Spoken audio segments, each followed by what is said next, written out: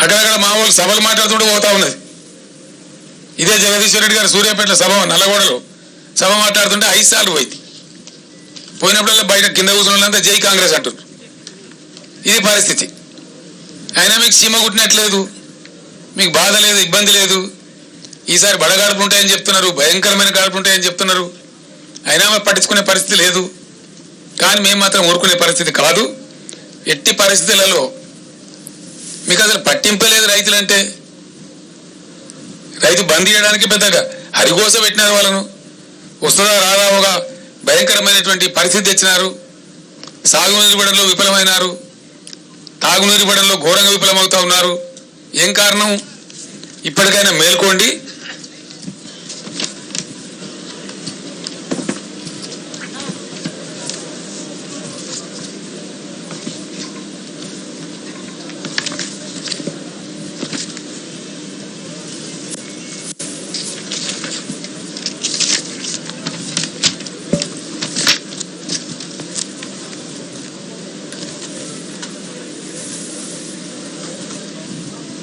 ఒక్క మోటార్ కాలనీయలేదే మేము, ఒక్కటంటే ఒకటి కూడా.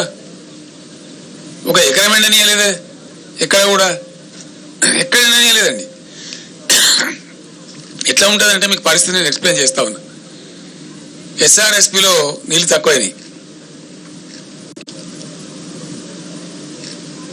నిజాం సాగర్లో కూడా అంతంత మాత్రమే ఉండే. ఒక 20 టీఎంసీల నీళ్లు దైవవశాత్తు సింగూర్ ప్రాజెక్టులో ఉండే. సింగూర్ టు నిజాం సాగర్ తెచ్చి, నిజాం సాగర్ టు ఎస్ఆర్ఎస్పి తెచ్చి మేము తెచ్చి ఎస్ఆర్ఎస్పి ఆయకట్టుకి ఇచ్చినాం. మొన్న కూడా ఉండే సింగూర్లో నీళ్లు 20 టీఎంసీ. ఇవాళ ఈరోజు నేను మీతో మాట్లాడే టైంలో 17 టీఎంసీ ఉంది సింగూర్లో. ఏం బీమార్ వచ్చింది నాకు అర్థం కాదు. ఒక జస్ట్ 3-4 టీఎంసీలు గ్యాప్ నింపితే అయిపోయేది. కాళేశ్వరంలో పోయే నీళ్ళు కూడా బాగా సముద్రానికి వదిలిపెట్టి ఒక చిల్లర డ్రామా కోసం, చీప్ టాక్టిక్స్ కోసం ఏముందన్నా ఏం ప్రపంచం పోయినది. దాన్ని ఏదో ప్రచారం చేసి ఒప్పించం కొట్టుకుపోయినట్టు, దానిలో ఎందులో జరిగిపోయినట్టు ఓ లంగా కథ పెడి మీ అసమర్థం తప్పించుకోవడానికి చేసినారు. పోయే నీళ్ళని వృధా వదిలిపెట్టినారు. మొన్నటి వరకు అండి, మొన్నటి వరకు విచిత్రం ఏంటంటే మొన్నటి వరకు కూడా 6,000, 7,000, 8,000 క్యూసెక్లు పోయినాయి. సింగిల్ మోటార్ నడిపి కూడా కాలువలు నడిపించచ్చు, నీళ్ళు నడపచ్చు, బ్రహ్మాండంగా నడపండచ్చు. అద్భుతంగా నీళ్ళు ఎత్తే అవకాశం ఉండే.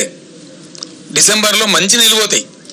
వీళ్ళు గవర్నమెంట్కి వచ్చే టైంలో 25,000, 30,000 క్యూసెక్ల నీళ్ళు పోతూ ఉంటాయి. ఏమైంది దాన్ని ఎత్తడానికి నాకు అర్థం కాదు. తీయమా? ఎమర్జెన్సీ ఉంటుంది తీయమా? పైన ఉన్నటువంటి బ్యారేజ్లలో నీళ్ళు ఏదో తమాషా కోసం వదిలిపెట్టి సిపిఐ వాటర్ పోతుంది, దాన్ని ఏదో ఫోటోలు తీసి వీడియోలు తీసి అదే మొత్తం కథమే అయిపోయిందని ఓ లంగా ప్రచారం చేసి ఏమన్నా తోకుంటుందా?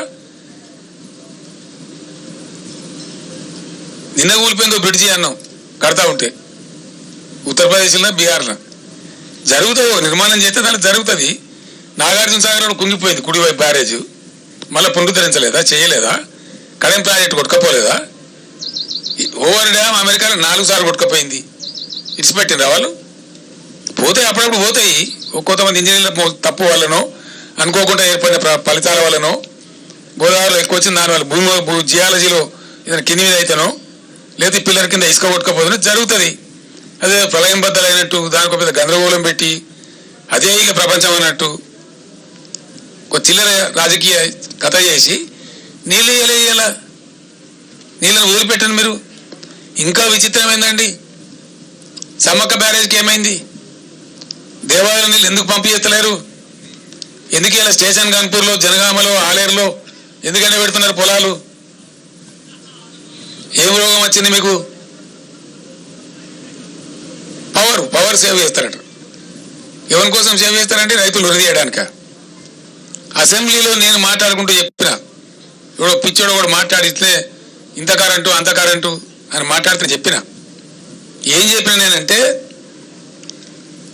20,000 కోట్లు కాదు 30,000 కోట్లైనా ఖర్చు పెడతాం మా రైతుల గురించి. పెట్టేది మా రైతుల గురించి కదా, మా పంటల గురించి కదా. బరువుగా పంటలు పండితే 4 ఏళ్ళలో తీరిపోతాయి ఇవన్నీ. రాష్ట్ర ఆర్థిక స్థితి బాగుపడుతుంది, రైతుల యొక్క ఆర్థిక స్థితి బాగుపడుతుంది. పెట్టే పెట్టుబడులు ఎవరి కోసం పెడతామండి? రాష్ట్రంలో ప్రజల అభివృద్ధి కోసం పెడతాం. ఓన్లీ పారిశ్రామికవేత్తలే కాదు కదా. గ్రామసీమలలో రైతులు మంచిగా అయితే కూడా బాగానేటే కదా, స్టేట్ ఎకానమీ బలపడుతుంది కదా. అట్లే కదా మేము జిఎస్డిపి పెంచింది. 4.5 లక్షల కోట్లున్న జిఎస్డిపిని 14.5 లక్షల కోట్లకు తీసుకొని పోయినాం. మోడీ ప్రభుత్వ సహాయ నిరాకరణ ఉంటే కూడా బ్రహ్మాండంగా పెంచినాం మేము. ఇవన్నీ చూడా మాటలా? మేము చెప్తున్నామా? ఒకవైపు పారిశ్రామికను పెంచినాం, ఐటీని పెంచినాం. మేం చెప్తానే మీ డంబాచారం. ILO ఇంటర్నేషనల్ లేబర్ ఆర్గనైజేషన్ జెనీవాలో ఉంటుంది. వాళ్ళు మొన్న విడుదల చేశారు. 3 సంవత్సరాలు 2019 నుంచి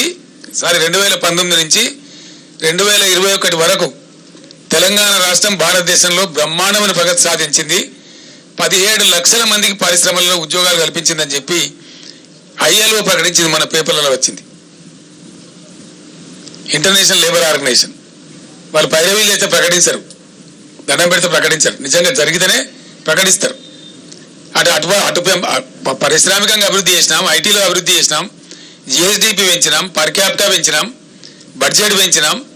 అట్లనే రాష్ట్ర రైతాంగాన్ని కంటికి రెప్పలా కాపాడుకున్నాం.